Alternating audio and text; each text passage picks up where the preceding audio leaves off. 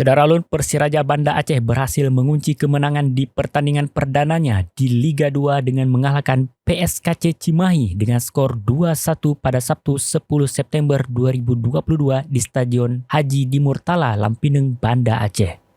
Tim lantak laju sempat tertinggal 0-1 di babak pertama usai Inyoman Sukarja berhasil melesatkan bola lewat sundulan pada menit 31 melalui umpan tendangan sudut.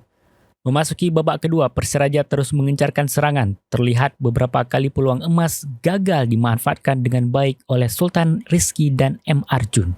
Menit ke-54, wasit Dalfisman asal Sumatera Utara menunjukkan titik putih usai pemain depan lantak laju dilanggar di kotak penalti.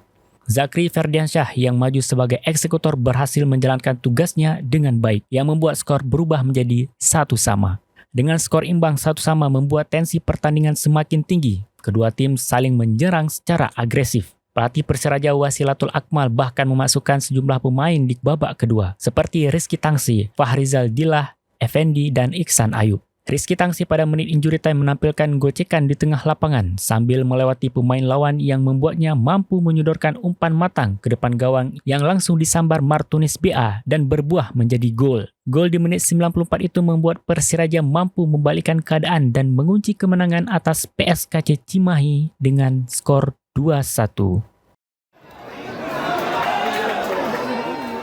Dari Banda Aceh, Muhammad Nasir, Serambi On TV.